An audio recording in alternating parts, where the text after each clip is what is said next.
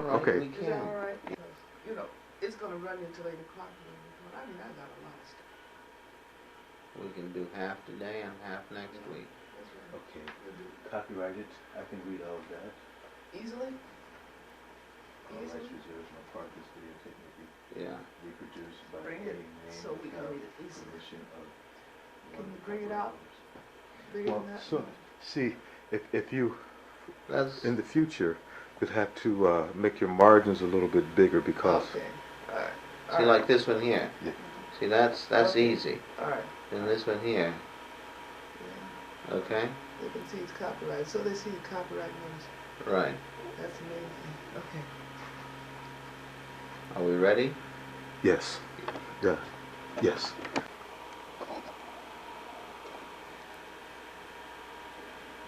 Okay. Well, then, you want to know about your family, right? You don't man me. Ever man me? You call me Nina. Okay. All right. This is your old aunt who's going to tell you about all I can tell you about all that I know. All right. And I have also done a little bit of research for you because I wanted to have it so you can pass it on down for your family and all the rest of the family, the generations to come, hopefully. Now we're going to start out, Welvin, with, can you see this all right? Yes. You can't come over. I have to put on my glasses to do it myself, though. John Stroud. Uh-huh. Now, he or his father came from England. Stroud, let me show you, Welvin. Stroud is the name of a town in England. Okay. Now, oh, this is Oklahoma. You don't want that. You want England. Okay. All right. Now then, let's see. Can you take that little slip out? Now that. Okay. Now you see right here. Let me see now. Let me find it again for you. Wait a minute. Just a minute. Oh God. I can't see it. Oh. See here? Where the little circle is? Yes. Okay. See a little circle? Right. Right there. Uh-huh. That's Stroud in Gloucester County Uh-huh. in England. Uh-huh. Okay? I And see. that's where your ancestors came from, who were named Stroud. Uh-huh. A long time ago. Now they came to Maryland first, and there are quite a few Strouds who came from England. Stroud is an English word meaning a bog or a marsh or low-lying ground. And there are variations of that. Stroud and Stroud are the variations. Now, there is a coat of arms that goes with the name Stroud, but I'm not sure that it belongs to us at all. Because I believe that the people who came from England to the United States, who were named Stroud, came because they were poor. Certainly those who located in Georgia, and that's where John Stroud was. I found him. At one at a time to get these things out for me. Okay, here's John Stroud. You can see. Here he is. Right there. Now this was the 1820 Census of Georgia. And he had, there were what, two female children, two males, and his wife. Okay. Uh-huh. These are the slaves. He had none. So I'm convinced he was poor white. Okay? See, they took, in Georgia in those days, these were the slaves, and these were the white people. Uh-huh. So I'm convinced that he was not well off. Some people think maybe the reason my brother was named Albert Lord Benny was because there was some relationship to the House of Lords in England, but I don't think so. I think the closest it comes is probably from Burke's Peerage has these colonial families of the United States, and there was an Edward Cornwall Deans, long time ago in England, who married an Elizabeth Stroud. So that's why I think they got that business of the House of Lords. The royalty. But I don't believe that it belongs to us. Anyway, it doesn't matter now. Certainly doesn't matter now. Okay, now then. We got John Stroud, who had 2 sons, Ethan and Benton. Ethan is here on the chart. Let's see. Would you like to have the chart here or up? Is that all right? Is that better? All right. Now Ethan. Oh, by the way, John Stroud was married to Sally Phillips. Okay. And we don't know where she was born. Ethan was born in 1783. Okay. Now that was before the United States was a nation. 1783. Because it was 1787. And from 1781 to 1787, you got the colonial government under the Articles of Confederation. That's right. It was Confederacy. That's right. George Washington was elected president, became president in 1788 or 1789. I'm not sure. Anyway, the Constitution was written in 1788. But it had to be ratified by all of the states. So it was in that period. So he was born before this was a nation. Yes. Okay. And I do have that from the census. Also from the Handbook of Texas when they traced the history of the Stroud family. Okay. Now he married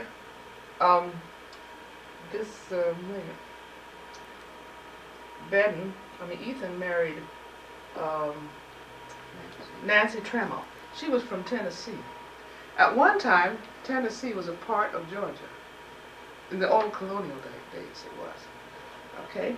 Now, they had these children. They had 6 children, including Mandred. Okay. Mandred is my great-grandfather. Louder. Oh, excuse me.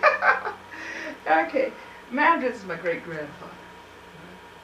Now, Mandred, Ethan, moved, and Bedin, the 2 boys of John's, moved into Mississippi.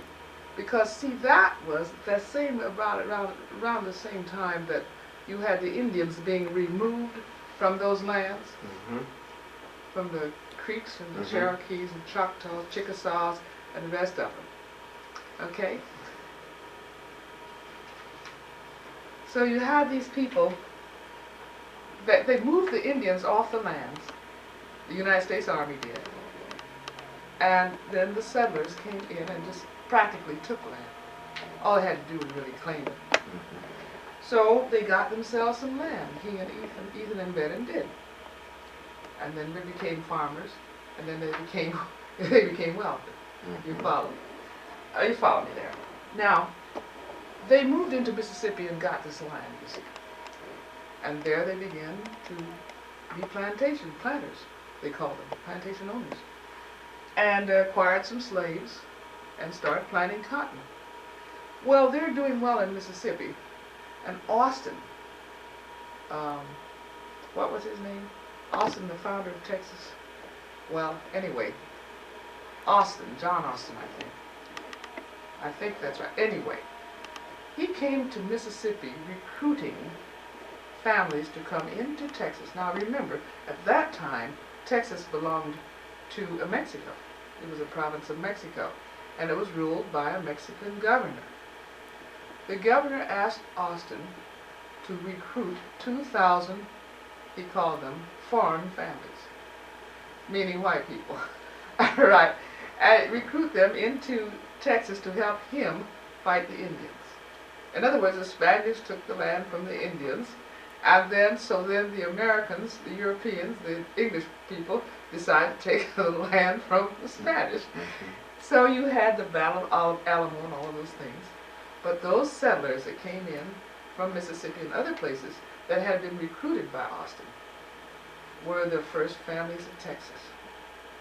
So the Strouds are very prominent in Texas. Well, Austin gave them land. You understand? And Ethan got plenty. According to the census of 1840, I believe it was, in that one, he had $49,000 worth of land. Now, when you realize that the land was practically given to them, and you can figure it at about 12 cents an acre, you know how much land he had. Well, Mandred, who is our ancestor, Mandred Stroud, he had 3 plantations, and the value of his land was about $20,000, according to the census of 1850. So, if you think about 12 cents an acre, you know we're talking about 25,000 acres, something like that. Okay? Lots of land. Lots of land. Now, Ethan had was settled near a Tabacani Indian trading post or a place where they used to come and camp. He was what you might call the liaison officer between that particular tribe of Indians and the government in Austin. You follow? Mm-hmm. So he got very, very friendly with them, according to this handbook of Texas. Now, Mandred, being his son, also got friendly. All right? But Mandred married Nancy Trammell, as I said. All right? I mean, his father, Ethan, married. And so Mandred was married to Narcissus. I remember my father talking about Narcissus. Miss Narcissus, they called her. All right. So what he did, Mandred did, was he had an affair with one of these Tawakanna Indian women. Okay. She was the mother of his child, but instead of rearing that child herself, she took her baby and put it on Mandred's doorstep. She took it to the big house and said, "Here's yours," and left. And no one has ever seen or heard of her since then, or her tribe. I mean, they went off. And we think that she did it because they probably would not accept the half-breed. Maybe. But anyway, he was reared then in the big house. Now, the only way that his wife would accept the situation, and you can imagine the situation, was that the little boy, his name was Lewis. They spell it L-E-W-I-S, by the way. And that's whom you're named after. Lewis grew up in the big house with the white family, but he wasn't an accepted member of the family. He had to sit at a table to one side of the big table where they dined. You understand what I'm saying? Mm-hmm. And he was kind of pushed around and mistreated badly. But I just think that Narcissus did a good job even to have him there. So, yeah, so I have to take the glasses off for just a second. So I just think that she did a good job just to have him there. However, he was considered a slave. Now, he was, of course, Mandred's favorite son, though. And so as a slave, Mandred made him the overseer of one plantation. And that's the one they lived on. It was 10,000 acres, had 300 slaves. And Lewis was the overseer, which is the manager. There was a slave driver. And then, you know, as I was saying to Welvin, Lewis managed this 10,000 acres. Mm-hmm. Now, he wanted to get married, as all young men do. And he decided he wanted to marry a slave girl. Well, Mandred didn't like that at all. He wanted him to marry one of the house servant girls in one of those Stroud households. There were several Stroud households who would probably be mulatto. You understand what I'm saying? And he didn't want him to marry a black African, a slave girl, a girl out in the field. Well, Narcissus had a maid, a little handmaid, and I guess you'd call it. And her name was Kimball. K-I-M-B-A-L is the way my people spelt it. And this is where we believe the African connection comes in. this slave girl, who was 100% African, both her parents were African, was called Kimball, but Mandred called the slaves from one group by their group name. Most of those planters in the South deliberately broke up tribal groups or family groups in order not to have slave uprisings, you understand, so they couldn't communicate. But Mandred didn't. He called his slaves by their tribe name or by their group name.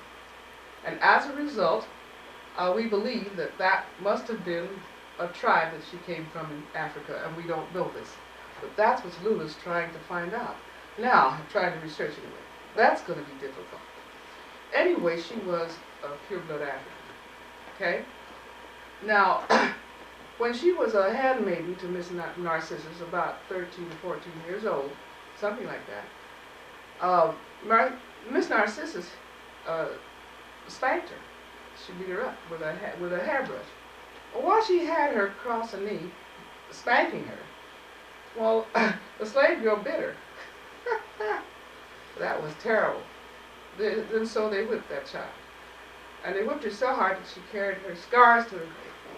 That was my father's mother. Okay. But at any rate, Lewis wanted to marry her very badly. That's the wife he wanted. And so finally Mandred gave in and married them.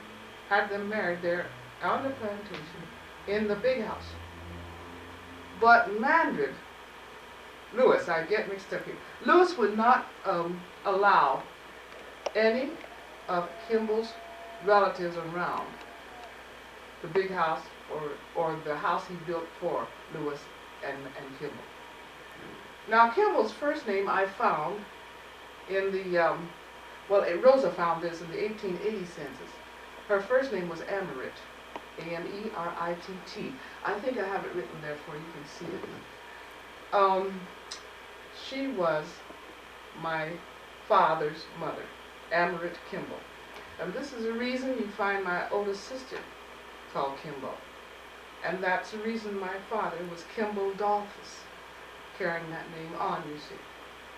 Now, hopefully somebody else will say Kimball too. Perhaps somebody else will say Kimball. With all these children we've got that need to have names, I think that's one that maybe ought to be kept. Mm-hmm. Now, and it goes with either a man or a woman because, you see, it was a family name or a tribe name. All right, now, so Lewis and his wife were, Mandred built them a house because he liked Lewis a lot. And he built them a house not too far from the big house, by the way.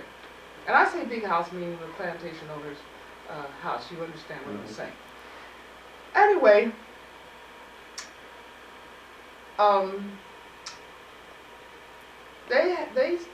they started having children and living, and the Civil War got started.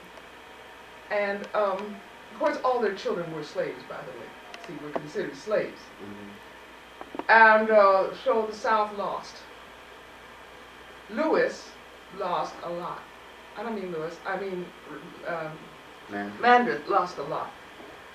Because he had all his money in Confederate currency or Confederate bonds.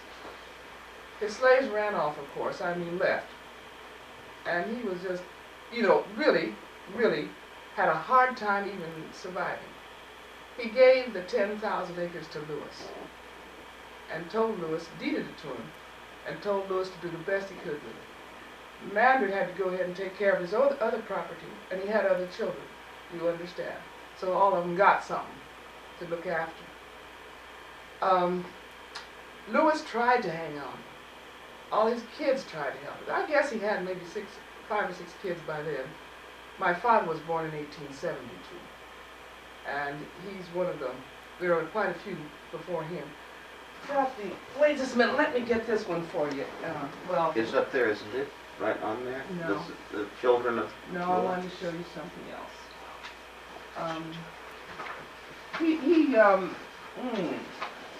Should have had this.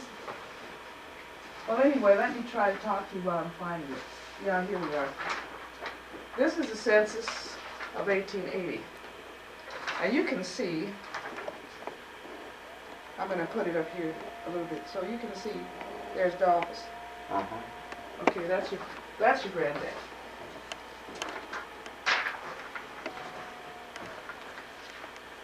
You get that? All right. Okay. This is this is Lulu Stroud family. Okay. And this is the office down here. And he's 8 years old. Okay. 1880 census. The office was born in 1872. Kimball Dolphus. And there he is. And Lewis has 1, 2, 3, 4 kids. So he was the 5th one in the family. If anyone wants to know, because their ages are there. Okay. Now on this census, they got him all of them down as mulattoes. And the Texas census, they did that. They didn't do it in any other censuses I looked up. Okay.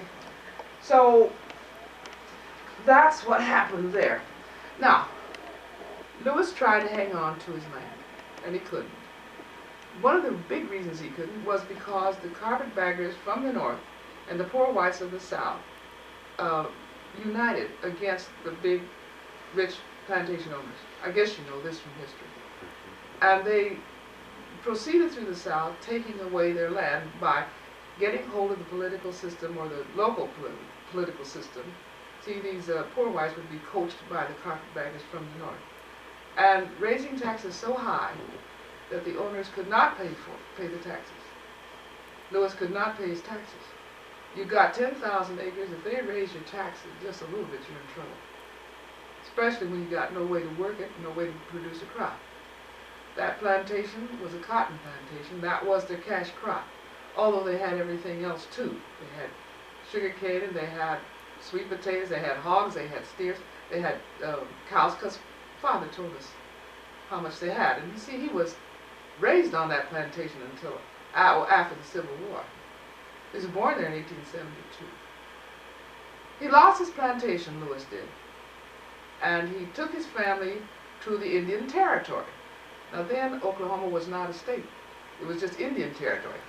That is where the Indians were removed to when they were pushed out of the South and run out of the South. They were all run to the Indian Territory, which became the state of Oklahoma. So that in those days, you could get a piece of land in the territory just simply by homesteading it, living on it and claiming it. And that's what Lewis did. So, my father went to Oklahoma with his family. He picked cotton to help his sisters go to school. He had a hard time. They all had a hard time. But he wanted to go to school too. And he was able to because he worked so hard. He also helped to build some of the first buildings at Langston University, which was called the Oklahoma Institute, the Territorial Institute for Freedmen and Negroes. Freedmen and Indians, excuse me, Freedmen and Indians. That was Langston Institute, is what it was called. And it was a territorial school. But he actually helped to lay some of those bricks in those buildings. And being Strouds and having 160 acres or more of land, they were also donated some of their land to that university. Okay? It's now a university, it was just an institute there. And while he was there, he was able to get a 3rd grade teaching certificate. Now that was the highest teaching certificate you could get. And that's all they taught there was teachers and agriculture. Okay? So he got a teaching certificate. He also got a license to preach. And he became a minister and a teacher. Also, he was very high in territorial politics. He was a delegate to the Territorial Convention that nominated Bill McKinley. You understand, the states have conventions in those days to nominate a candidate for president. The black people of that time, or Negroes as we were called then, were all Republicans. After all, Abraham Lincoln was a Republican. And it was a crime to be anything but a Republican. You understand that? And my father was like that till the day he died. He and my mother did not vote for President Roosevelt. They just didn't vote. They could not vote for Hoover, but they didn't vote for him. Anyway, because they were dyed-in-the-wool Republicans. But father was getting to be in a very prominent position. He also studied law from a man named Stewart, from a lawyer named Stewart. But while he was there in the Indian Territory, my mother came down from Illinois, and they married in Chandler. They met in the Indian Territory, and they, I don't know, I guess it was love at first sight. My father told me that my mother was the prettiest thing he'd ever seen in his life. Yes, now you get some pictures. This was my mother when they got married, or just before they got married. This is my mother. Can you get it there? Mm-hmm. Okay. And this was my father as a young man.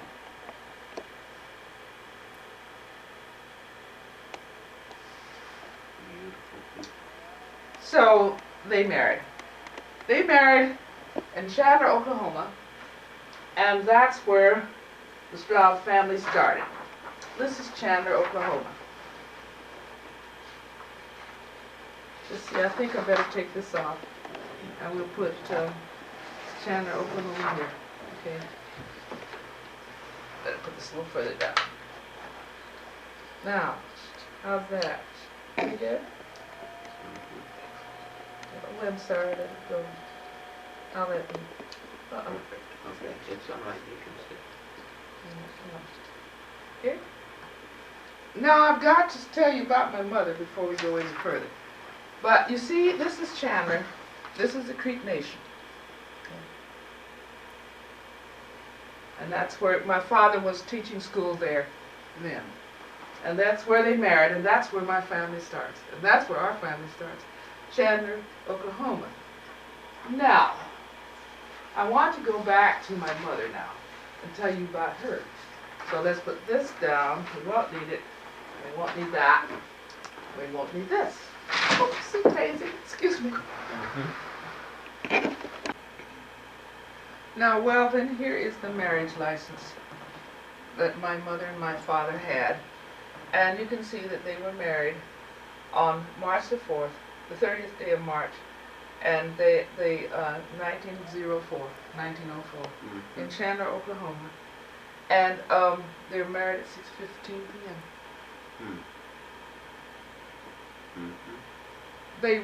My mother went back to Illinois, and they had a correspondence for a while. And then she came back, and they were married. Okay? Now, she came back with her hope chest and the rest. She came back to stay. So we'll go now into my mother's family. And that means your grandmother Stroud's family. Grandmother Stroud. Because I always forget that you got two grandmothers. I always forget that you're my nephew. I look on you as my brother. Okay. Now, this my son did, and I'd like you to see it, Welvin. I know you have seen this before. My son is a graphic artist, and he's also an artist. And he just imposed a picture of my mother and my father on Oklahoma when it was just a territory. You see, it's showing the state, but also showing the 5 civilized tribes and nations. I have to go into that for you with the Magee family, so I will. Okay? Now, this then is the Magee family. And that is the father's side of the Magee, John Magee. Now, in order to understand this, my mother's name was Lulu, and she's one of the children of John and Carrie. Now, Carrie was Carrie Bolduc, and John was John Magee. Okay. Now, I'm going to start with John Magee's family, and then I'm going to Carrie Bolduc's family. Because I don't know very much about Carrie Bolduc's family, because her mother was the Indian. the Creek Indian. So let's go into the John Magee. Now, John Magee was probably of Irish descent. I haven't found any record of it, but he probably was. He was probably a mixture of African and Indian and white, probably. He came from a fairly large family. Now, I found out most about John Magee from this particular book that I'm going to show you. But if you can get that, or I can put it up here if you like. No, that's fine.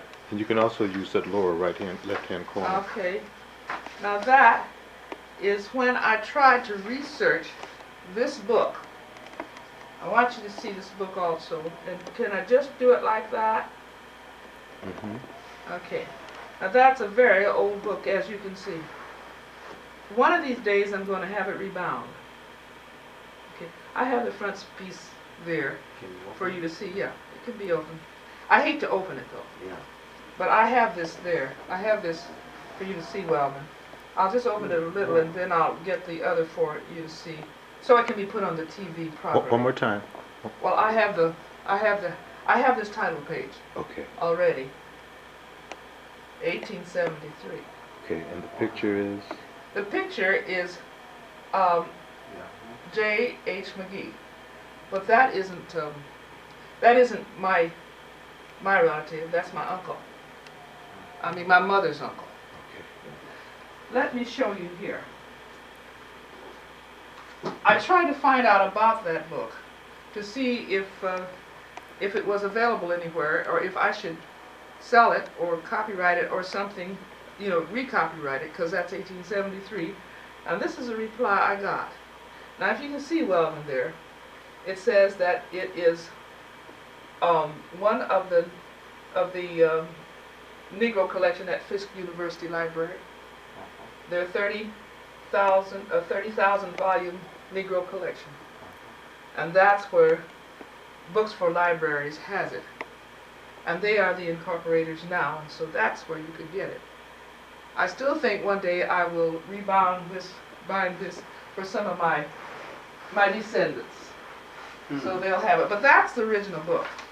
Now here is the title page that I had, okay, for him to shoot. Okay. All right, now this is, I got most of my information from the Magees, about the Magees, from that book. I read the book to Mama before she died. One of her relatives sent it to her. Well, Omar sent it to her. Omar was her uncle. Omar is up there somewhere, his mother, his father's. You'll hear about Omar too again. And he sent it to my mother, and before she died, I read it to her, and she gave it to me. And so I still have it.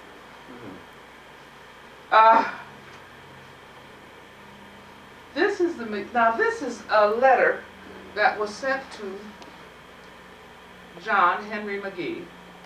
Okay. It was sent to him from Colorado. Let's see. Where's the other page? Well, excuse me just a minute while I get this other page, Welvin. Yeah. Because there is another page that we blew up for this, and I would like you to see it if I can. I thought I had it out, but I don't. Well, I'll just tell you, because it's definitely there. Okay. I thought I had it out. I'm sorry. Anyway, his brother, John Henry Magee's brother, William, had joined a mining party in Ohio, and they went out west to look for gold. Out there, they did find gold. They went into the Rockies. They went as far as Alaska. looking for gold. They went through, they were at Pikes Peak at one time, in that area, and they did find gold. They found gold, but they also found Indians. Now the Indians were the Sioux that were on the warpath because of the Battle of Little Bighorn. It's around that time. And, or for some reason, he talks about the Sand Creek massacres that the Sioux had to undergo, and after that they were on the warpath. Because they had been massacred, and you may have remembered the story from your history. Anyway, William was shot on the plains there. He talks about in his letter how the Indians he would not worry about it anymore. He wouldn't hear it anymore. He was going home to his Father in heaven. Dear, where is it? Well, it's in this book. I can take time and find it for you, and later on and read it to you. But anyway, he was killed, and he was killed there because he was cleaning his rifle. You know, they had those old-fashioned ones, and somehow there was an accident, and he was killed that way. But he might have been killed by the Indians too had he continued. None of them were killed, but 2 of them were shot of his party. Anyway, he was buried in Black Hawk, Colorado, and that was in 1863 when the letter was written to his brother, J.H. Magee. And the letter is copied in this book, and I only have this ending of it. One perpetual strain of joy around the mediatorial seat of Christ. I now close, hoping by the mercies of God to hear from you soon.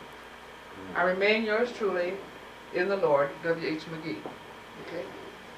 Now, John Henry Magee, the man who wrote the book, was a minister. And also, it shows in the book where he went to England. He went to King's College at Oxford to study for the ministry. He writes about his trip to England, about being on the steam, you know, they didn't have steamships, they had sailboats, I believe, then. Yeah, and how seasick he got, and how he got to England, and everybody had, he said they eat 4 or 5 meals a day. How everybody ate so much, and he enjoyed evidently his trip very much. He came back and he preached first of all in Toronto. He was a Baptist minister, and he also preached in Illinois. But his book is very interesting. So that was the part of the John Henry Magee, Johnny Magee's family. You see, they repeat these names, and sometimes, you know, you've got one generation and you find another. I found the Magees in the 1800 census of Pennsylvania, the first census that Pennsylvania ever took. And I found some of these same names, and so I know it must have been, I believe it was relatives of the John Henrys. They were always free people. Now, Johnny, the youngest, married Carrie Bolduc and produced my mother. But before I go there, we'll take this free man, John, who I don't know, Magee. I think he was probably William or James. It could have been John. But we don't know his name. It's John's father. He did go to Louisville, Kentucky, and he bought a slave and married her, the girl he wanted to marry. She was a slave for Billy Smith, and he married her. Now, I don't know if she was 100% African or not, but that's another part of the African strain. But John was mixed. He wasn't content, all white. He was mixed. Now, these are his children: William, Samuel, Elizabeth, Cyrus, James. And it was, I don't have Omar's father there. I don't have, Omar is not on the chart, but Omar Magee is the uncle that you'll hear about. Well, it's my grand-uncle. My uncle. Your mother's uncle. My mother's uncle, my grandmother. All right, so that's the Johnny Magees. Now, Johnny married Carrie Bolduc, and Johnny was the black sheep, because the Magees had wealth. I mean, they had land. See, in my Pennsylvania census that I found, they were given land, as was given to soldiers who fought in the Revolutionary War. So I assume they did some of that fighting. They may not have. They were settlers and they were given this land. And there was a general who was given quite a bit of land because he was in the Revolutionary War. And let's see, and it shows me, in one of these books I've read that, James Murray was a son-in-law of General Horatio Gates, and he got $12,500 because of his service in 1803, and this was the Virginia military tract, and these lands were bounties given to the soldiers who fought in the Revolution. Okay, so this tract was in Clinton County, and he deeded part of the land to John Magee, who was a settler there. Okay, now that's where you come from. Now, so when they moved to Illinois, see, they moved from Pennsylvania to Ohio and then into Illinois. And I think that this man we say Magee, that I don't have a first name for, I think that was probably the John Magee, I'm not sure. Okay, but it probably was his son. Anyhow, they were landed, and they lived in Jersey County and Macopan. They lived in Macopan County. I got the census of Macopan County about 1840, I guess. I'm trying to think of which one. 1830, I think I got. But I couldn't read it. It was all, the microfilm was just, the census, the records were so old. They were faded. It seemed as if they had been underwater sometime, they were marked. And I could not read it. And the people at the library, the genealogical library, tried to help me, and they did all they could do. Magnifying glasses, and we put yellow paper across it and stuff. Just couldn't read it. So I can't go back to the census on that. Now I have to go from the book, which of course is authentic, and tell you what's there. So anyway, they were in Illinois. I know that they had land because Rev Magee, this fellow whose picture I showed you, and who is the author of the book I showed you, said in his autobiography that he was poisoned by a white guy who wanted his dad to give him some money. His dad wouldn't lend him any money, and they actually poisoned this child of the dad's. They almost died. And he told me how awful it was. It tells you in the biography. So anyway, we've got Johnny, the one who was married to Carrie. Now he was the black sheep of the Magee family, because the Magee family were very prominent in Illinois people. And he ran off and left Carrie before my mother was born. That's the rascal he was. Okay? Now, this is a picture of John Henry, the author of this book. Here's his picture.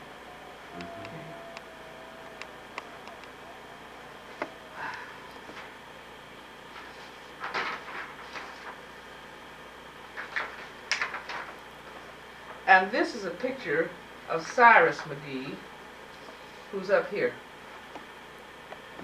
Cyrus was the first Negro policeman in Chicago. Okay.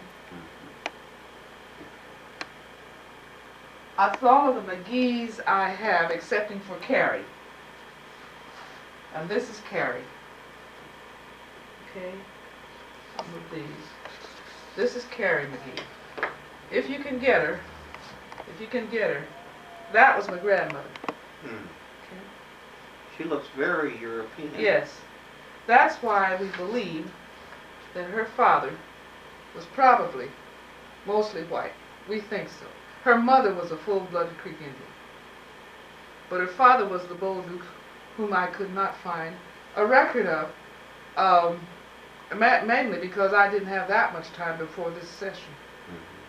But also, I doubt if the Canadian records will show what his name was Albert. Rosa found that in the archives. His name was well, we know that anyway because that's why Albert is named Albert, my oldest brother. Mm-hmm. That was her grandfather. No. Her father. Her father. Albert Bolduc was her father. But you see, I did find this out, Welvin. I looked for the name Bolduc. They have a computer, by the way, out there now, 2 or 3 of them, and they helped me. We found Bolduc. We found him in Illinois, but you see, I couldn't get the records from Illinois to show up so I could really identify him for what or where he was born or anything. But Bolduc is spelled B-O-U-L-D-U-C or B-O-L-D-U-C or B-E-A-U-L-D-U-C-Q. Mm-hmm. That's definitely French. Mm-hmm. You understand? So there are variations of that. So anyway, according to Mama, he was French Indian. All right? Now Lulu says he was partly black too. Well, maybe he was. I don't know. Rosa says they have him in the archives as a Negro. Anyway, Mama said he fought in the Civil War on the side of the North, which he did. But he did live in Illinois because I did identify him as in the Illinois, as being a resident of Illinois, in their microfiche up there. They've got microfiche, but it just tells you what census you ought to find. That's all it tells you. Okay, so that's Carrie. That's my grandmother. And I don't have a picture of Johnny Magee. Now I've got to tell you about Carrie. So now we're going into the Indian side. We went into one Indian, Talcani. Now we're going into the Creek Indians. As you know, the Creek Indians were one of the civilized tribes. I think you know that, don't you? Mm-hmm. That were run out of their lands. You remember from your history. From Georgia to Mississippi, and then from Mississippi to North Dakota, then from North Dakota to Oklahoma. No, not that far. No. No. You can see, here's a Shawnee up here, here's the Iroquois, here's the Algonquin, here's a Cherokee, here's a Creek. Start again with the Shawnee. Okay. Here's the Shawnee. Okay. You want me to put this up some? Okay. Shawnee. Here's the Iroquois. Algonquin, you can see they're Canadian. Down here you got the Cherokee. Here you've got the Creeks. Okay. Choctaw, Chickasaw. The Seminoles are down here. They call them Timucua, but they're Seminoles in there. Mama said the 5 civilized tribes were the Creeks, the Cherokee, Choctaw, Chickasaw, and Seminole. Now those tribes were called civilized because they were civilized. They were farming tribes. They weren't warlike Indians. They lived in houses. They had been under Spanish control, you see, like Florida was. And so then the English colonists wanted the land, and they wanted to fight Spain over Florida, and somehow or other there was some treaty or other, and so they got Florida.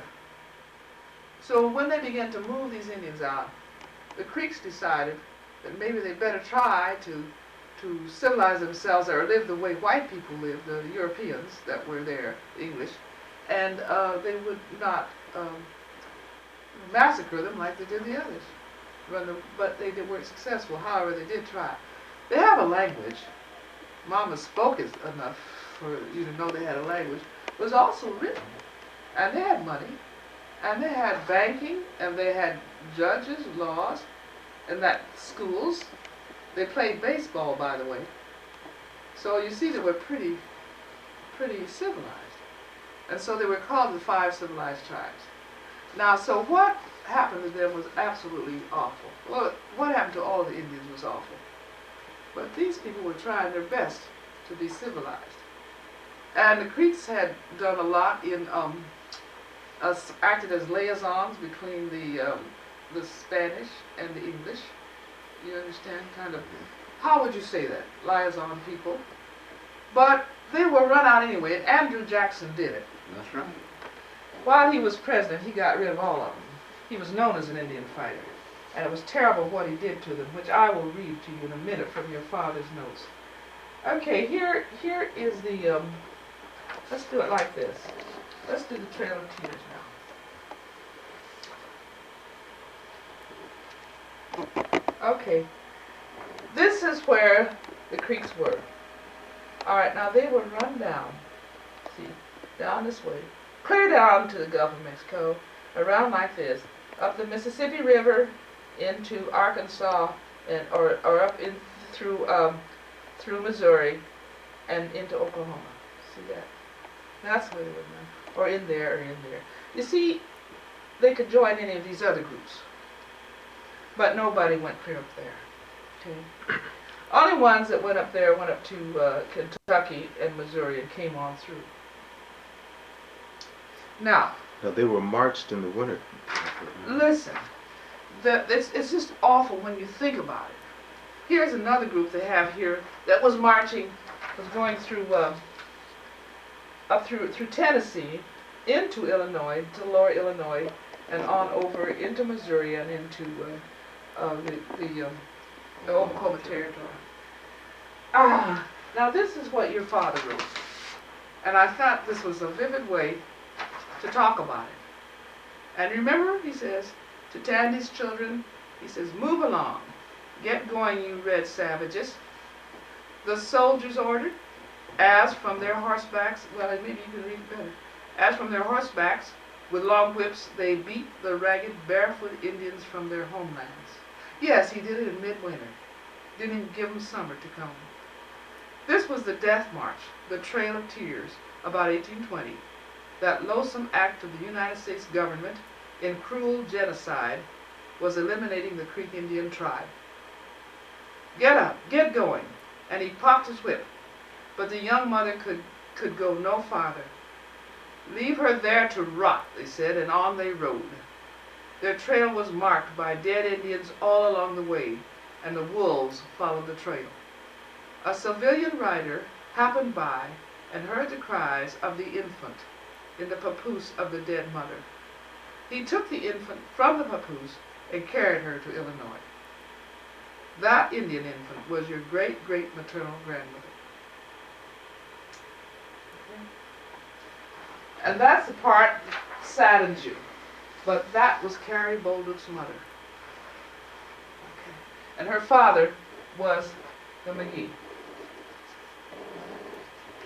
Now, we got her.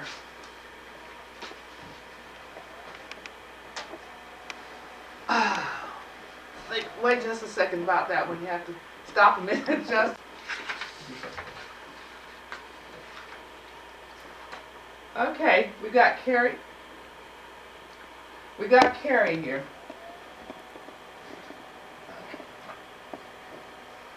She had two siblings. Jenny was one of her sister, and Albert, there's that Albert name. Albert Rastus. We're almost sure it's Albert. Well, we know it's Albert Bolduc. We know that, it's Albert Bolduc.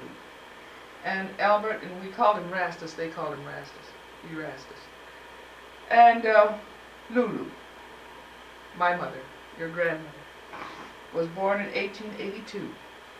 And remember, her father had walked off before she was born, so she never knew him. Now, Carrie died when my mother was 6 years old. And therefore, her grandmother raised her. Her grandmother and her grandfather, the Bolducs, raised her. They took her first of all to Kansas, where they worked on shares. They took the family, the three children. They worked on shares for a couple of years. And then Albert Bolduc, growing older, thought he wanted to leave these kids something. And so he was able to get land in the territory. Excuse me, the Creek Indian Territory, just by living on it again. Also because he was a soldier in the Civil War. And he fought on the side of the North. And by the way, in the archives that Rosa read, he was the only Bolduc in the archives. Now, they went to Oklahoma, the Indian Territory, and my mother said they had a really hard time. on the place there. She said it got so bad there that her mother, her grandmother, and she called her Mama. She called her grandmother Mama, and she called her grandfather Papa. She said that her grandmother used to get wild cabbage and season it with black walnuts. And they ate that. Well, black walnuts have oil in them. You understand? And so that was available. But she said they did have a very hard time.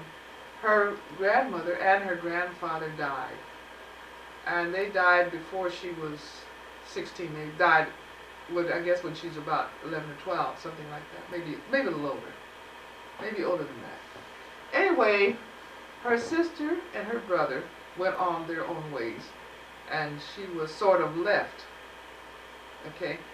But her sister, a little later on, came back to Illinois and sent her to school in Kansas. But she didn't get to go to school until she was 16 years old. And my mother had very little education. My father was very well educated for his time and for being a son of slaves, and also a brilliant man. And my mother was sensible, but she had never had much education.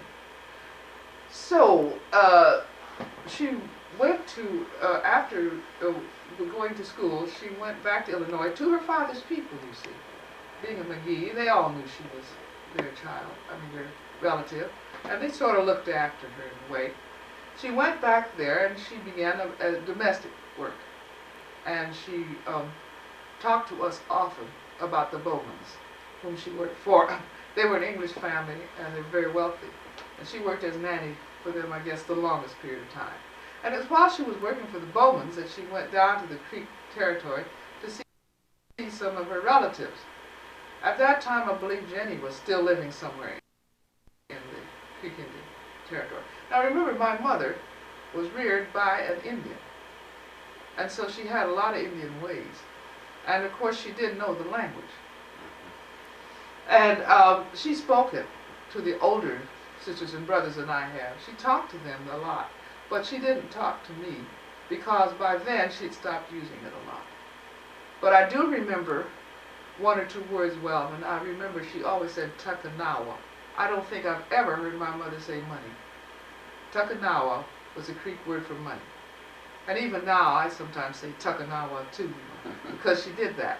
She also said come buck stay, and that was for us to come and eat. And you come when she calls, because if you don't come when she calls, it may not be any left for you because there were so many of us. So I remember those two. I remember Hatojiti and Shibanati. Shibanati was the men children and Hatojiti was the female children. Okay. I remember come buck stay. That's who are you? Where are you from? You know, come buck stay. Now that's all I remember. I do remember how to do the Indian dance. She used to dance more for the older ones. But I do remember how that goes, a little bit. Okay, she did tell me how you make fire without a match. I didn't learn it from the Girl Scouts, I learned it from my mother. I also learned from my mother that moss grows on the north side of trees. I also learned something about tracking an animal from my mother. Okay. She also told us how to find good dirt if you're really hungry. So you can eat the dirt, which shows you how hard a time sometimes those Indians had. Okay? Now, let's see. I want to tell you now about our family. I think I brought us down to our family. And so I can tell you now about the Stroud family. Maybe that's where we should stop. Yeah, I think we should stop about there, but before I stop there, let's just, since I was talking about my mother and how little education she had, best mother you ever heard of. This is a letter, an old letter. You can see the 3-cent stamp that she wrote to my brother in Chicago. She used to write him regularly because he always sent Mama some money. But that's good writing. Well, I don't call it good. I'm sorry, I don't. Maybe it's better than most of these kids do nowadays. Better than my PhD. That's what I'm saying. Maybe it's better than what these kids do nowadays. But she could only write with a pencil. She had not learned to write with ink. And there's kind of a trick to it. But I will then go on. I think I finished all about the McGees. Ask me questions. Well, what about we're the gonna do, McGees. well, what it is 5:30. Yeah, That's but I what mean, we're- if you want to ask me questions about Yeah. it. Okay. There's really, you've covered it. You've covered Okay. it. You've had me up here in tears. Well, I haven't It's, finished. I know. Your tears may flow from both of us But before I what it is, the other thing that I'm just thoroughly impressed with is the amount of research that you have done. Hours. Yeah, hours. You know, I know a little bit about research. Hours. too. Yeah, I'm sure you do. And this is, you've put together something. That your it's kids and the other definitely kids to be can know. written. Yes. And it will be passed on. Yes. It's just, it's so wonderful. And they will be sure with their copyright, they Yeah. let them all know that this is not to be used for commercial purposes Yeah. unless they get my permission or Lulu's or Rosa, Right. as long as we're alive. And then after that, they ought to get your permission. Yeah. If it's going to be used for any commercial purposes. You would hate, Welvin, you would very much hate to see this story made a movie of and somebody else took it from you. You would hate that. Or a book. You would Yeah. hate that. I would hate. So you I would must, hate, I mean, yeah. I would cry myself. I would really No, cry. it won't be done. No, you This- keep this- your tape. Keep your This tape. will be yours. And when you give it, let them know. This is not to be used for commercial purposes. Well, we're not finished. We have to come back. Yeah. When shall we come? Okay, what do you want to make a date? Okay, you know, Welvin, we were talking a little bit ago about my granduncle, William Magee, my mother's uncle. And we were talking about the fact that he searched for gold in the Colorado Rockies. I said he had gone up even as far as Alaska looking for gold. And I had a letter that he wrote and sent to his brother, John Magee. And I only had one part of it, but I found the first part of it, and so I want you to see all of it. I want to read all of it to you because of the fact that it says so much. And so here it goes. Well, you can put that up so you can see it, and I can read it to you. Dear brethren in the Lord, I now hasten to transmit to you a few lines to let you know that through the mercies and blessings of God, my health is good. I arrived here safely a few days ago. The reason that I did not write you while I was in the northern mines was from lack of communication by mail. On my gold excursion, I found both gold and quicksilver, but it's wholly impossible for any man to mine successfully in that region unless he belongs to a large party and is well guarded against the Indians. That country is very rich gold mining country throughout its whole extent. And there have been some very rich discoveries in the British possessions at St. Mary's Lake, now that's in Alaska, and Moosehead Lake, and Caribou, and at Deer Lodge on Gold Creek. They were making from $60 to $65 per day to the man. Bannock City is surrounded by rich mines. Bannock is in Idaho. So you see they were up through Idaho and Montana, through Canada and into Alaska. Now, about the time we got ready to work, the Indians discovered us. They numbered about 40 and were well armed and drilled. There were only 8 of us, therefore we were obliged to evacuate. They shot at me 4 times, one of the balls grazing my wrist. One man was shot through 2 coats, 2 shirts, and a vest, the ball leaving a blister on his breast. Another had the waistbands of his pantaloons shot off, and one man had the top of his head grazed. On our way to Pike's Peak, we were captured by over 300 Sioux, being a portion of the tribe that committed the outrages in Minnesota. I don't know what battle they were referring to, because the Battle of the Big Horn, or Little Big Horn, was fought far later than 1863, when this letter was written. You see, it's Black Hawk, Colorado, August the 25th, 1863, when this letter was written. Had there been one careless one among them to have burst a cap or fired, then would have the brutal slaughter begun. There would not have been one left to have told the lamentable narrative.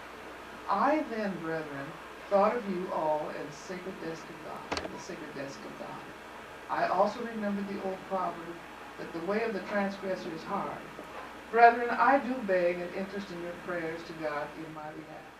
While traveling and wandering through this wild wilderness and over the rocky cliff, I still felt that God was mine and that I was his. I still felt his protecting care over me. Brethren, whenever I fall, whether it be on the plains or in the wild desert, I expect, through the assistance of God, by the grace already given, to make heaven my home, where the cracking of the Indian's rifle and his war whoop shall be heard no more, and where sin and death shall never enter, where the weary soul shall rest from its labor, where parting shall be no more, nor Sabbath ever end, nor the congregation ever break up. O praise ye the Lord, praise ye him from whom all blessings flow, for his mercy and his watchful protecting care over us. He has preserved us through dangers, both seen and unseen. Brethren, keep your head above the waves, because the storm will soon be over, and then, if we have been faithful to the end, we shall moor our frail barks safely in the harbor and be housed in the eternal heavens to join with the angels in one perpetual strain of joy around the mediatorial seat of Christ. I now close, hoping by the mercies of God to hear from you soon. I remain yours truly in the Lord, W.H. Magee. That part about the Indians, where we shall hear the Indians no more. I can just imagine those people out there, way out there in Idaho someplace, surrounded by Indians, although we was 30, there were only 3 or 4 men mining, and how they must have felt and how close they were to death. And he did die. He wasn't shot. The book goes on further to say that he died cleaning his rifle, but he didn't get back to Illinois, and he was buried there in Black Hawk. I wanted to correct that. And also, Welvin, a little bit farther back, I was talking about the Stroud side of my family. And I told you about Mandred Stroud, from whom all of us are descended in some part. And I said that he had $19,000 worth of land or something like that, and he paid 12 cents an acre. That's not right. He was brought into Texas by his father. His father was Ethan Stroud. And Ethan was recruited into Texas by Stephen Austin. Austin was the founder of Texas, the modern state of Texas. And they came into Texas when Texas was a province of Mexico. They came in 1835, I believe, 1835 or 36. At any rate, according to the census of 1850, Mandred had, I have to go back to my notes so that I'll be sure to get this right. Mandred had, Mandred, where is he? Okay.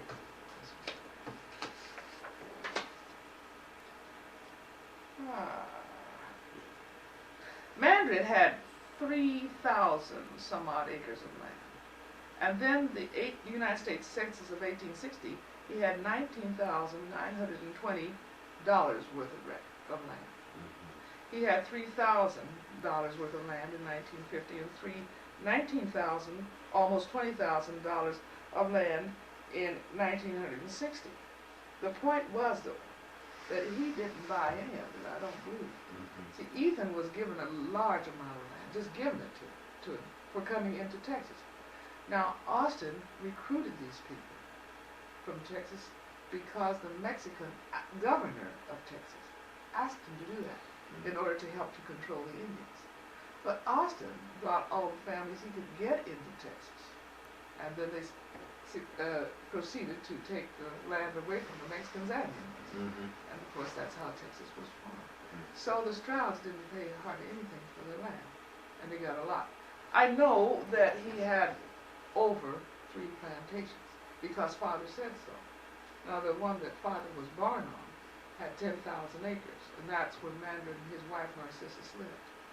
But they had other lands too, because when the Civil War came, Mandred gave Lulu Stroud, you're named after him, and that was my father's father. He gave Lulu that 10,000 acre plantation. Lulu was the overseer of the plantation. And then Mandred went on to look after his other lands. He had other children, he gave them also. So he had plenty of them. But I don't think he paid for very much money. Now, Welvin, having said all that, I want to go on now to my father and mother, whom I think you knew my mother, right? Mm-hmm. I don't know how well you remember her, but I think you remember her. Now, so now, Welvin, let's go get down more to modern times. Mm-hmm. That is, let's talk about our family, my family. This is my mother when she was young, when she married my father. Mm-hmm. She married him when she was 22. And you can see the Gibson girl outfit. And this was my father when he was working as a school teacher in the Indian Territory. Now, they met in Chandler, Oklahoma. And this is Chandler. It was the Creek Indian Territory at that time. You can see very close to it. And my father was a teacher there, and he was a minister. He was also a politician. He was the Republican representative from the Creek Indian Territory to the Territorial Convention that nominated Bill McKinley for President of the United States. However, the Creek Nation decided to become a part of the state of Oklahoma. And probably were pressured into it a great deal. Creeks were probably pressured into it a great deal because the Americans there wanted to make this the whole state of Oklahoma. And it came into the Union as a Jim Crow state, Oklahoma did. That meant that all of the freedom that blacks had had there in Oklahoma and everybody else was gone because it came in as a segregated state. That's what was done in those days. I think it was the Missouri Compromise, that made this ruling. It was a ruling by Supreme Court that the states could come into the Union and decide whether or not they wanted to be segregated or non-segregated, racial. And so Oklahoma came in as a segregated state. And that is the reason why my parents moved to Colorado. Now, before they moved, I think the best thing I can tell you, or the best way I can tell it to you, is to explain to you, is to read to you, in part, what my oldest sister wrote. She wrote this to my oldest brother, Albert. And I don't think you ever met Albert. I don't think you did. But anyway, she said this. She said, I am the oldest of 11 children, 5 boys and girls. I want to tell you something about my mother and my father. Now, my mother was born in Jersey County, Illinois, the youngest of a family of 3. Father and mother parted, her father and her mother parted before she was born. I think I should say my mother's family. My mother was the youngest child of Mr. and Mrs. John Magee. The Magee was an old family of Illinois. Always they were freedmen. Magee was originally an Irishman, the original Magee. Her father was John, the youngest of his family, and he was spoiled and he was the black sheep of the family. Now, my mother's mother was reared by her Creek Indian grandmother, a full-blood Creek. And her grandfather. Now, well then, I think I may not be making this really clear, and I don't want to take too much time with it. So maybe I'll just tell you some of these things and then go to reading when we get to it. I think I've gone all through this again for you anyway before about Mama's ancestry. All right. She was born in Jersey County, Illinois, my mother. Her father and her mother departed before she was born. She had one sister and one brother. Her sister was Jenny and her brother was Erastus. Okay. At 3, her mother took them to Missouri when she was 3 years old. And then later, we moved to Fort Scott, Kansas, and there her mother died when she was 6 years old. And she was reared by her grandparents. Okay. Now, at 10, when she was 10 years old, the grandparents moved to the Creek Indian Territory. Well, they wanted their children to marry natives. Now, natives were Creek Indian Negroes. Let's put it this way. Mm-hmm. Those who had joined the tribe or had been taken as slaves and freed, or just were Creeks. And she wanted them to marry natives, but they didn't. You children don't. She wanted them to know Indians, the grandmother did, because she was an Indian. Okay. They had a very hard time there in the open country, and grandfather died when my mother was 15. And her grandmother died later, 6 months later, when my mother was 16. My mother went to work for a man named Crosby, and she was left in Mulvey, Oklahoma. And she didn't know what to do. But she caught a train and went back to Alton, Illinois. This is where her mother had come from, so she went back to Alton, Illinois. At 18, when she was 18 years old, her sister Jenny sent her to school in Topeka, Kansas. That's the first time my mother ever got to go to school, when she was 18 years old. And she only got to the 3rd grade. Now, I now have my mother up to 1898. About the year 1898, my father's family were in Oklahoma. That's the Strouds. Mm-hmm. They had moved after Civil War to Oklahoma and to the Indian Territory because Lulu Stroud lost that 10,000 acres because of taxation. I think I told you that, mm-hmm. Unfair taxation. And so Mandred helped them move to the Indian Territory and gave Lewis a stake there. He got 160 acres or so, I think, there. So that's where Lewis brought up the family. And that's my father, Kimball, mm-hmm. Dolphus. Okay, Kimball, Dolphus Stroud. My father as a boy, and she's talking about my father too, you see. My father as a boy received very little education. He was forced to pick cotton to keep the girls in school. He did study, however, and liked school. His sister Lucy, whom he called Dutch, married a Mr. Perkins who was a school teacher. My father was taught a little by him and his sisters. He finally saved enough to enter Langston University. History, civil government, and arithmetic became his favorite subjects, and he was able to finish his course and came out of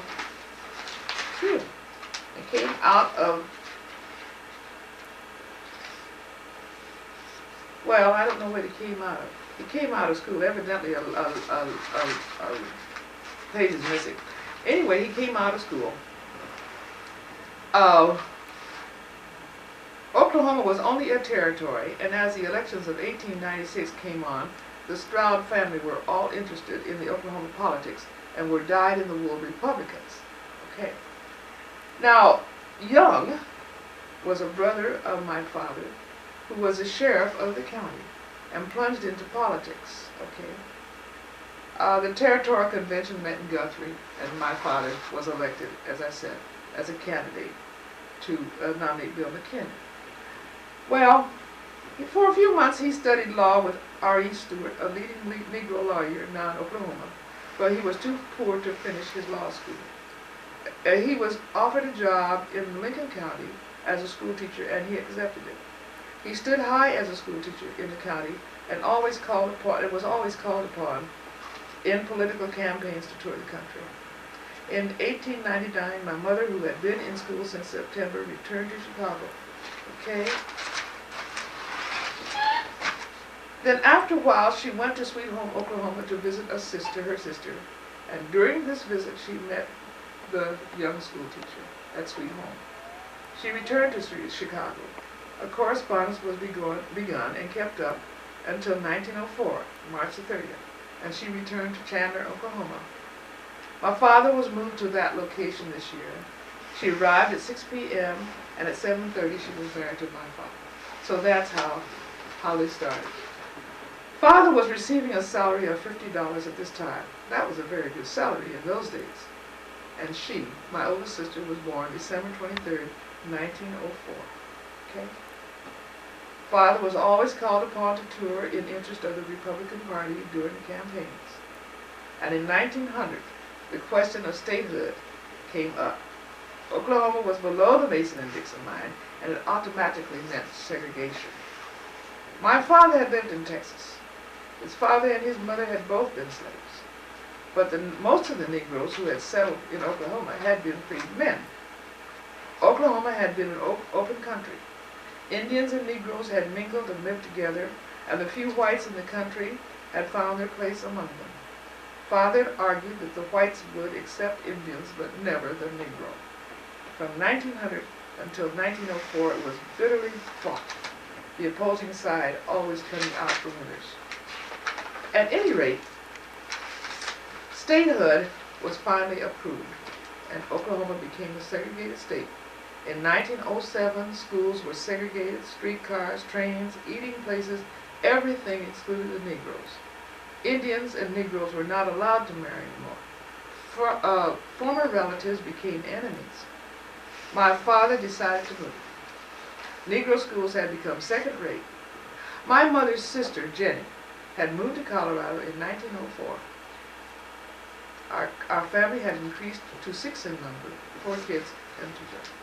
And my father said he would not rear a family in Oklahoma. So, the rest I can just tell you. So, he and my mother's sister, Jenny, struck up a correspondence. And he talked about it to her, and she talked to him about it. And he finally made up his mind and moved his family to Colorado. And they came in 1907. And your father, Tandy, was born in 1909 they came. And your father was born in 1910. Okay. Now, this part here, I think, yeah. Let me see that. Well, but fine. Jenny's sister mailed the money, and the family, Jenny, my mother's sister, Jenny, mailed the money to them. And the family, then consisting of 2 girls and 2 boys, boarded a train for Colorado Springs. Jenny did not meet them.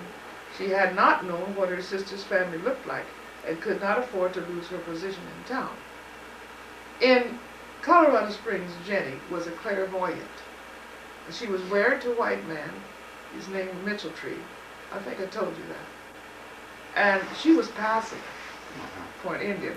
But she passed for an East Indian also. She passed for a lot of things. Never a Negro. But anyway, she had an apartment above what was called Colorado Springs Sporting Goods Store at that time.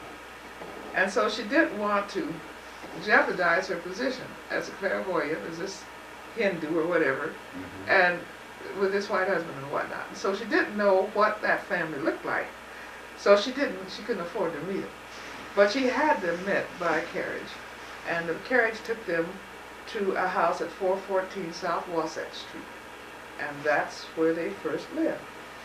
She said, I cannot remember what time we arrived, but it was on the morning of May the 10th, 1910. We were in a new country and new surroundings, and I was 5 years old. To be 6 in December. That afternoon I was taken by my mother in a coach which had been sent by my aunt to our house, to my aunt's apartment. The conversation between my mother and her sister was almost completely in Indian, so I do not know what was said. A few days later, I overheard the conversation repeated to my father at home. My mother was to be only a half-sister to my aunt, okay? Her husband was to meet the family. My aunt would supply all the funds until father was employed. My father would have a lot of trouble in Colorado. Negroes were mostly servants or did hard labor. My father had done neither.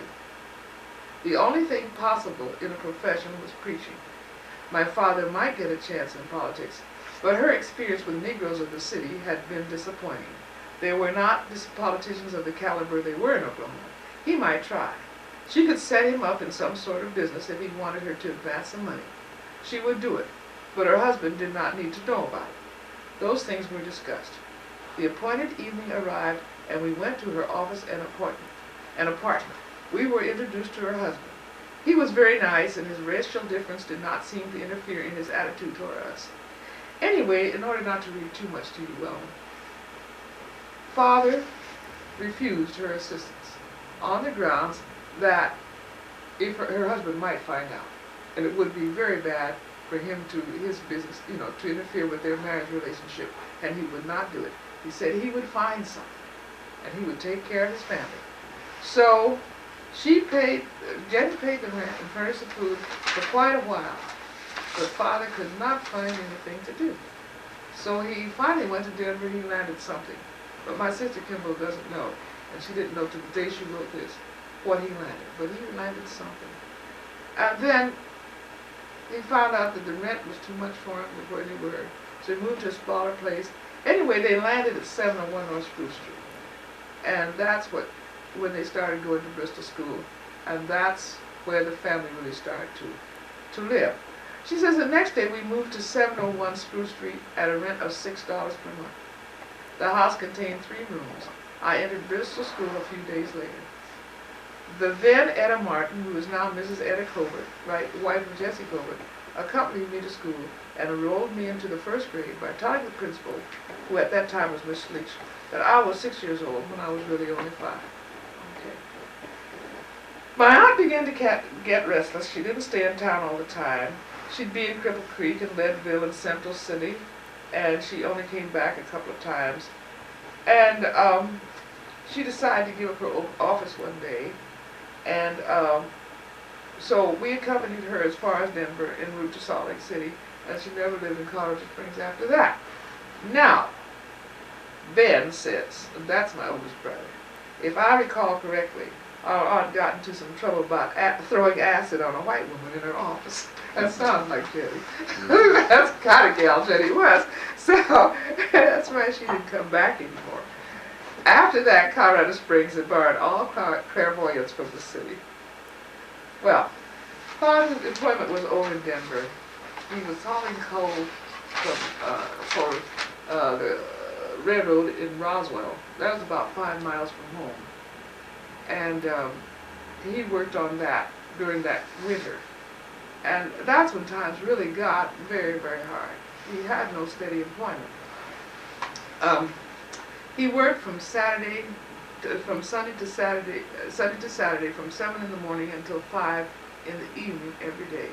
He never had a day at home when he finally got this job in Roswell. And that's when Tandy was born. He made enough to keep the bills paid and keep up the necessities of life, and we got along nicely. After Tandy came, it was apparent that the little 3-room house was too small, and this was the beginning of grief. We found the landlords in Colorado Springs were not interested in children.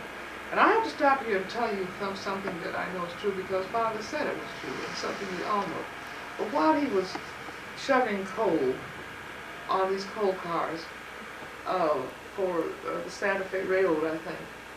He would go to the mine up in Roswell about 5 o'clock in the morning because they had to be there at 6 and he didn't get home till late. One day they had so little to eat, they had so little fuel in the house that my mother was burning newspapers and wood and stuff like that. My father came home that night and the family was almost frozen. Of course, I wasn't born. And before he came home, he knew his family was cold, he didn't have enough fuel. And he asked the owner, the boss, if he could have the ton of mine run. Now don't wake up, don't go to sleep, man. Well, if this gets too mind-boggling, you stop me. And I'll try to make this short. He knew that. So mine run is this little small coal, that's no good. They can't sell it because the lumps are too small. So he asked his boss if he could have that mine run. And the boss told him, yes, if you get it out of here tonight, Stroud, you can have it. So he had no way to get that coal out except his own back. And so he took his back. He carried a sack on one shoulder and one on the other and carried that whole ton of coal on that night, making trip after trip after trip after trip. Wow. He worked all night long and went on to work the next day without 1 ounce of sleep. One of your cousins, Welvin, kind of questioned that. And I wrote him a letter and I explained to him what kind of man my father was. That if you take it, it was about a 10-mile round trip, but only one way was he carrying this heavy load of coal. I considered that he would have carried 100 pounds on one shoulder and 100 pounds on the other. That's 200 pounds per trip. So he would have had to make 10 trips. You can do it in 14 hours. Yeah, you can do it if you can carry that much coal, and my father couldn't, you see. Because even my brother Albert could carry a grand piano almost by himself. So you see what I'm saying. I told him, you don't realize how strong those pioneer people were. They did things you wouldn't even dream of, think of doing nowadays. But he did that, and so we didn't freeze to death. Of course, I wasn't born. But these are the kinds of things they went through. After Tandy came, it was apparent that the little three-room house was too small.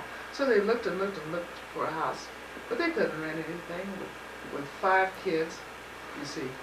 And father didn't have a steady job. So finally they found this house at 825 North Walnut Street vacant. And it was owned by a Negro woman who was working in Denver. And so they got this one. And then finally she wanted to get the house. She needed the house for some reason. And they didn't know what to do. And here was this house across the street at 810 North Walnut.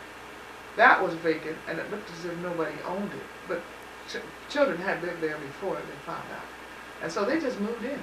They couldn't find the owner. It was like moving into an abandoned house. And they couldn't find the owner. They tried to find the owner. But that's what they did. They moved in. So finally, something happened that they did find the owner. And they talked the owner into letting them have it. And she let them have it for $600, I believe, is what they paid for it. Now, our house, and when I was born, I knew this. Because when I was born, the house only had 4 rooms in it. And when I was born, I was the 9th child. My father and mother, that means 11 of us were living in 4 rooms. And in a small attic. We didn't have hot water in the house, Welvin. We had a spigot, a faucet, with cold running water, and that's all. There was no bathroom facilities. I remember how scared I was to go to privy at night.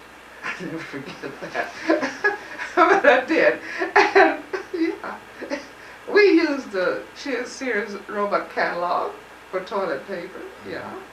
And I can remember clearly, I couldn't remember when Mama didn't have an oven, but my brother Dolphus did. My brother Dolphus didn't remember, so let me get on, my brother Albert does. So let me get on to the next guy here, Albert, and Dolphus. And they can remember when Mama didn't have an oven. It was just a stove like a camp stove. It's all she had to cook on. So all the meals were either boiled or fried. She didn't have anything else, that she could use to cook on. We had to heat water in a big boiler pan Mama had, and with a tea kettle to take baths. And your baths you took in the wash tub. Mama scrubbed like this to get her clothes clean. I remember the way we ironed. We had these big heavy irons, big heavy fat irons.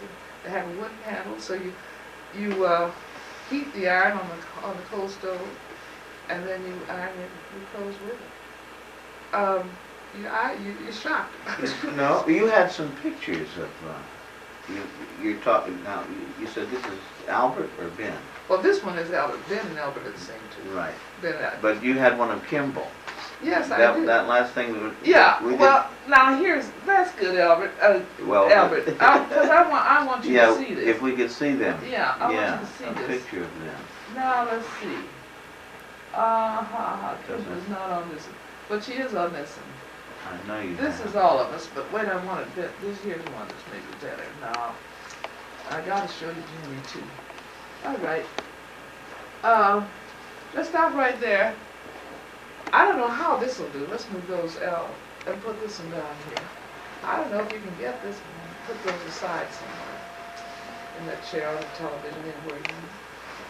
This is pretty well beat up, but this is my mother and my father, and this is Kimball and this is Albert, their first 2 babies. Now,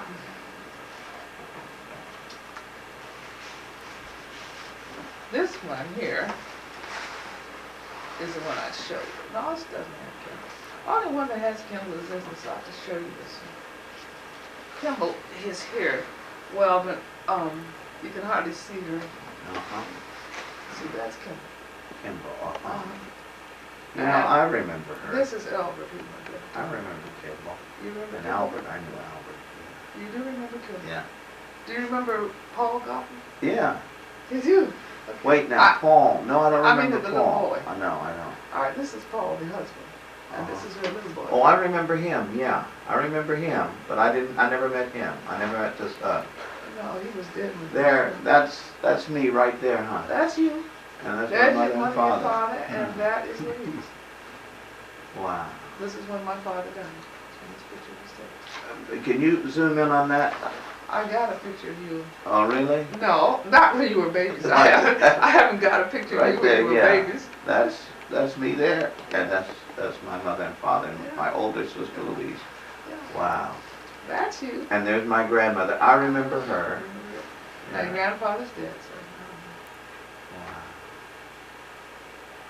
And who's this? This is Dawkins. You can't see him, but I have better pictures of him. Because the photographer was not as good as... But here's Kimball, and this is Ben? No, this is Ben over here. Oh, yes, that is Ben. That's Albert Ben's. Yeah. Those are the two oldest. And this one, Effie, where are you? Effie is there. She's the next one. And then comes Tim. Then comes Jack. And then comes James. And then comes Lulu. And then comes Lena. And then comes Rosa. Where is Rosa? Oh. Wow. But I have better pictures to show, but I just didn't have one That at all is of nice. Kimball to show you, except in that. Wow. Okay. Now, who's this? That's Ida. That's Ida's- the officer's That's first officer's wife, and this is That's Chick or Connie? this is Albert. Juanita May. Wow. Juanita, This is Connie. Connie. This is Alfred, and that's Chick. Oh, that's nice. You didn't know that existed, huh? Mm. Well, Lulu, I think, put it in her newsletters. I mean, in her. That is a nice picture. I like that. I like that. Okay. Well, you can have a copy. Yeah, I'm going to have a copy because when I get this tape, I'm going to stop it Well, I can and take you a know, photograph of it. Well, you can get one off of this, you know, too. While we're looking at pictures, this was the Aunt Jenny I was telling you about. Oh, the That clairvoyant was my one. mother's sister. Yeah, she was the clairvoyant. You see, there she is dressed as an East Indian princess, not an American Indian princess. Uh-huh. She didn't pass for an American Indian when she was doing her clairvoyances because in those days, people didn't think too much of American Indians. But she looks very Negroid on this picture. Well, Indians do look like Negroes. I ran into an Indian. It depends on what kind of Indian you get. I ran into an Indian, or how much propaganda is being put into. I ran into an Indian in Gallup, New Mexico, when I was driving out here. I would have sworn it was my mother. It was an Indian woman. She looks so much like my mother, it would just kill you. The Indians don't look the way the movies have them. Right. They don't look that way. And especially not the southern ones. The southern ones look just like colored people. Wow. I mean that, except they have straight hair. So I'm getting to Albert now. Yeah, Albert. Okay. Yeah, that's Well, interesting. Let's see. And that's Albert. Yeah, right she there. decorated all kinds of ways. Mhm. But yes, that's the way she looked like Mom. They were very much like. Albert was noted for his ability to break horses. We're talking about this now. Uh-huh. He worked with his father on the wagons and trucks, and shortly after graduation from high school, he was given a truck, went to Chicago, and opened Ben's Express in Maywood, Illinois. He specialized in moving goods, freight, and general commodities locally, and also long distance. My mother's cousin, Omar, lived in Chicago at that time. Also, another cousin, Retha Partee. And Omar was in the undertaking business. And so when it was time for my my brother Ben to leave home because he'd gotten too big for his britches, actually. It's time for him to leave home. My father sent him to Illinois. Well, Mama had him go to her cousin Omar to work in his undertaking parlor. And Father had given, and let Ben have this truck. One of his trucks wasn't a wonderful truck, but it was a truck that got him to Chicago. And so Ben worked for Omar for a little while and then went on out to Maywood and started his own business, mainly because he didn't like Chicago. Because Chicago was too big a city for this little town boy, you know, boy that was coming from a town of 22,000 people, which is what Colorado Springs used to have in it when we were there, you see. So he started his business out there with that truck that Father gave him. And he specialized, as I said, in all these kinds of things, and he did it locally and long distance. He was noted as his business was noted as one of the larger Negro businesses in the 1930s. He was one of the few Negro common carriers and the only moving firm, white or black, in the United States who was eligible and obtained permits to haul all types of goods in 38 of the 48 states, when the United States Interstate Commerce Commission established the requirements for permits. When Ben got sick, he sold his permits, and that's partly what we paid a lot of his bills. So I worked for him myself, and I know that he had all these permits, and I know the kind of business he used to have. In those days, for a black man to have that kind of business was kind of good. And he did it. Now, his downfall was because, mainly because he got sick, but also in World War II it became hard for him to get young men to work with him, because he couldn't pay as much as the war factories could, and because the rest of them went to the army. He followed us. He was extremely active in church, the NAACP, and the Civil Rights Movement. He was president of the Maywood Central Civic League, officer in the Maywood branch of the NAACP, and a scout leader. His business was such that he was able to provide jobs for most of the black youths in Maywood, and many of the black leaders of today from that area attribute their start and success to Ben. Johnson and Johnson Products worked for Ben at one time, long time ago, when he was little. And there's another guy whose name I can't remember now. God. Anyway, he worked for Ben and ended up working for Johnson Products. Just prior to World War II, also, there's a man in Oakland who has a very big black church, who also worked for Ben, who knows him well. And I can't think of his name now to save my soul, but maybe one day I'll think of it. Anyway, just prior to World War II, he moved an entire factory from Chicago to the West Coast. This was done by a convoy of moving vans. All of the trucks had signs reading Stroud Brothers of Colorado Springs and Chicago.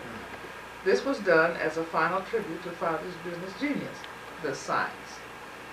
A police convoy met them at the southern city limits and paraded Stroud Brothers up Nevada Avenue to Cache la Poudre, then west to Walnut Street and south to 810. Ben drove the first truck and James the last. The oldest brother and the youngest brother. James loved driving trucks. Point again, please. James loved driving. Oh, here. James is here. And Ben is here and James is there. I'm getting a little bit ahead of myself.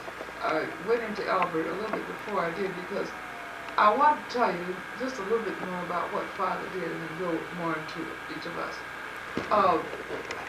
We had a very hard time. They had a very hard time in Colorado Springs. Let me tell you,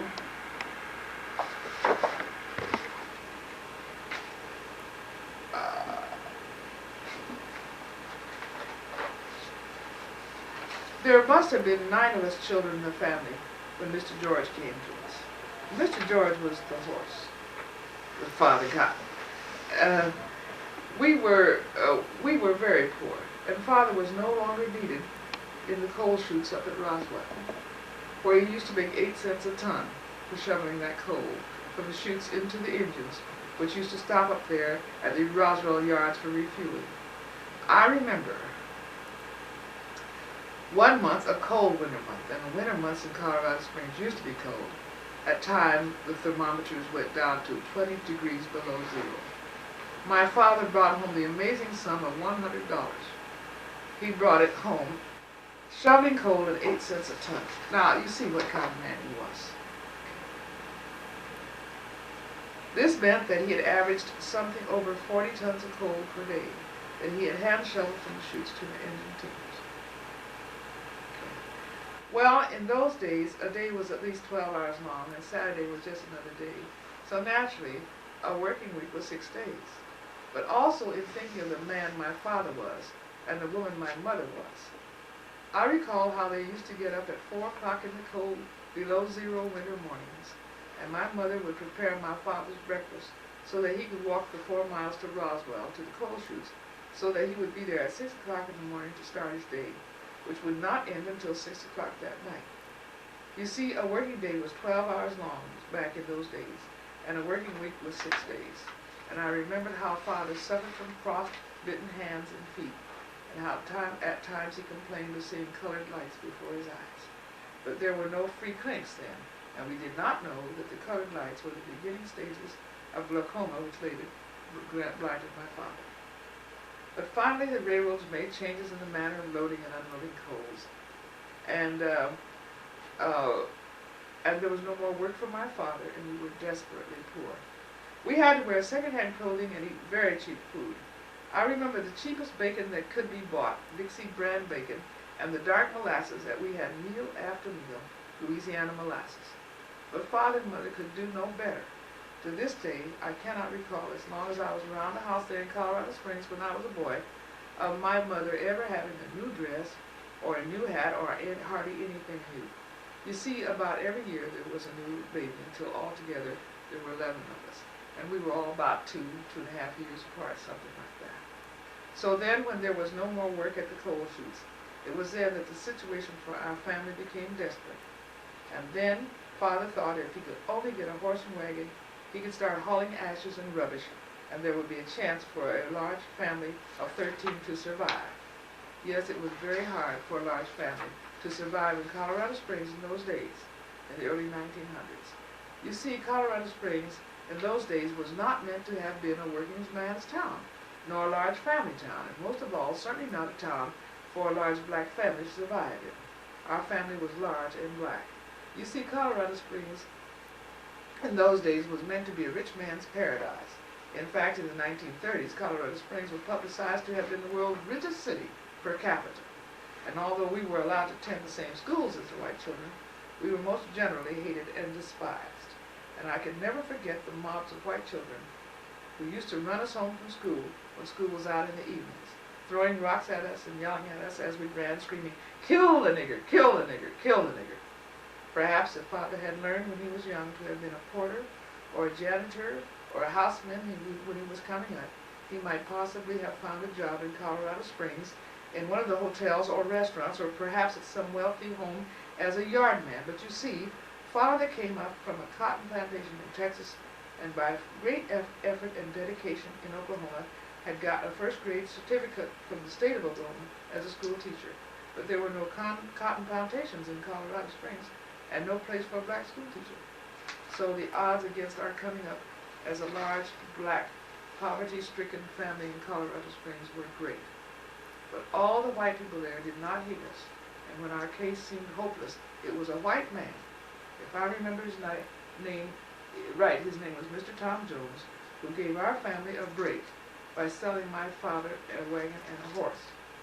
But it would have been impossible for father to have bought the horse and wagon if Mr. Jones had not sold them to him completely on credit. If I recall right, the price of the horse and the wagon was $115, and I believe father was given a year to pay for it. And I remember how jubilant and happy we all were because now we had a chance to be in business and live. During those hard times was when we ran into Miss Hayden also. They say, now this is what they say, and I'm not sure if it's so, but Jack was a baby, and he was, well, they were all children. But Jack, I think, was the youngest, or maybe he was maybe 3 or 4, and he was so hungry one day he went out on the lawn and began to cry and yelled so loud, cried so loud that Miss Hageman heard him.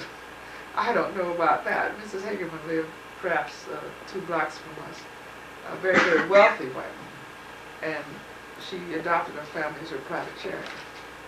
But that's in, I can tell you more about that when I get to Dolphus, because he writes it very well. Well, I didn't mean to say too much about the business of ash and rubbish hauling, or my father and my mother, who've gone on now, or our family of 11 raggedy little black kids.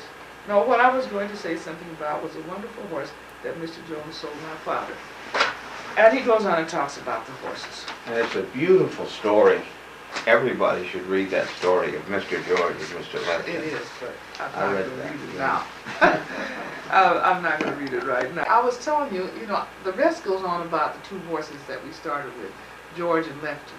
And they were wonderful horses. I won't read all that to you. It's a beautiful story about them.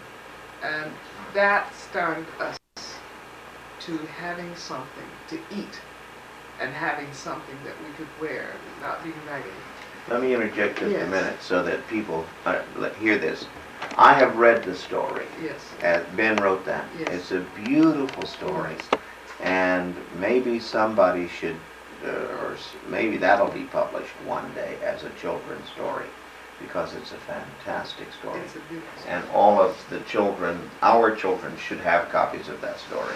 Well, then that's something we can work on. Yeah. There's a lot, Welvin, that has been written that's beautiful. If I have to say so myself, by my brothers and sisters. Yeah, but that one I story have to I say remember. that. Yeah. I have to. Mr. George and Mr. Lefton. This is something that I wanted to tell you about that also shows the kind of hardships that the kids went through when they first came to Colorado. This is by my brother Dolphus, who is, you can't see very well on there, but then I do have better pictures of Dolphus for you to see a little later. Well, here's one that's not so hot. That's not too good either. Does that look good? That's Dolphus. Okay. He said teeth mark in 1920. Oh, he was the cross country But runner. I haven't got it. Now, don't get ahead of me, though. Let me get here first. Okay. Nigger, nigger, never die. Black face and shiny eyes, crooked nose and crooked toes. That's the way the niggers grow. They used to yell that at kids when they went to school. Nigger, nigger, never die. Black face, white, shiny eyes, crooked nose and mashed down toes. That's the way the nigger goes. I heard it that way. For him, then we yell back. White peck, sitting on the fence, trying to make $1 out of 15 cents. I don't like liver. I don't like cash. I'd rather be a nigger than a poor white trash. You know, one time going to school. Right our way through school.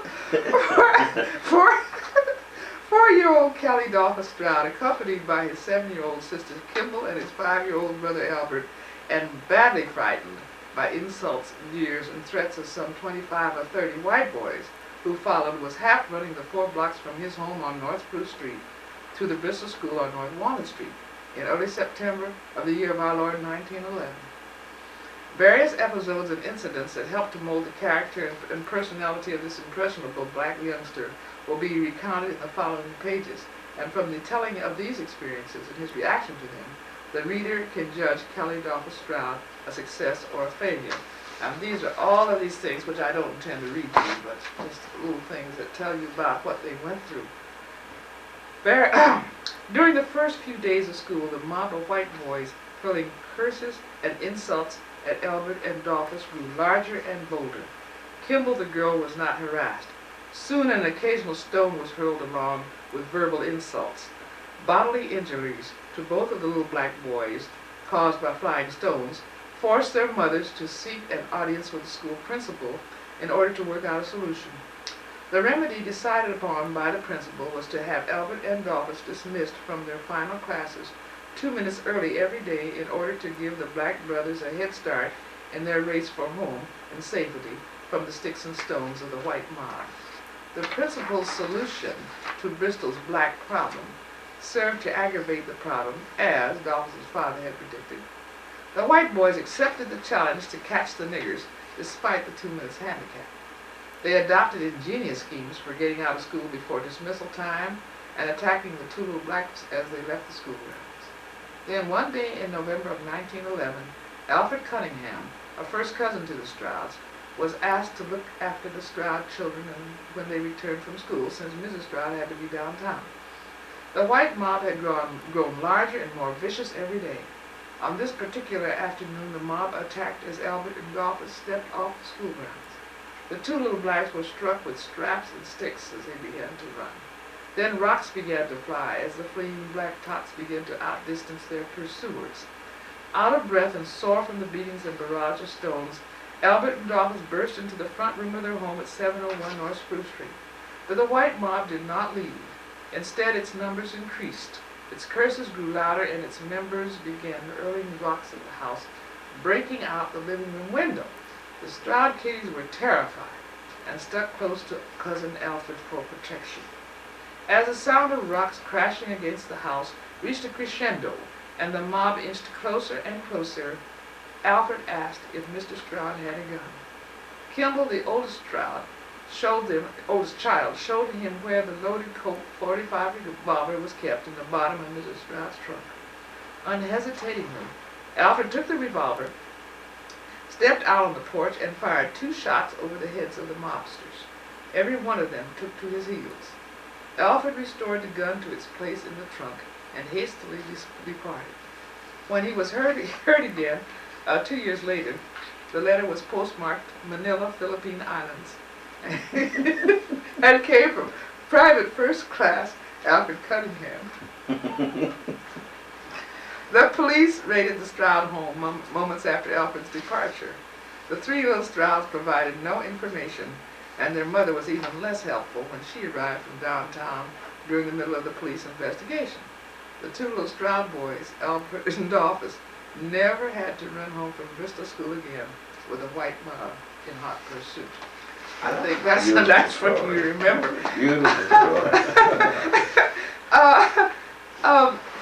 Dolphus talks about how poor we were also. And he points out some other things, though, that I wanted to tell you about my father. And I'd like to do that because, if I can see it quickly, well, I can just That's all right. Let's stop right there. Stop right there. Because we don't want to get into something we have to cut it off. All right. That stops right there with that story. Yeah. Now, Dolphus also has, all these are Dolphus's writings? Yeah, we are writers, all of us. You know... We are all writers. You know what you need to do? Let me look at this a minute, may I? You see, I've read all of Ben's writings. I've read everything Ben's written. Oh. But I have not read any of this. I mean, I have read all of Ben's plays and all of his... Does he talk about any of his track, any of his running? Well, I'm going to get to that. Wow. Listen, you know, after you do this, I want to read these. I want to read all of these. I want to read them.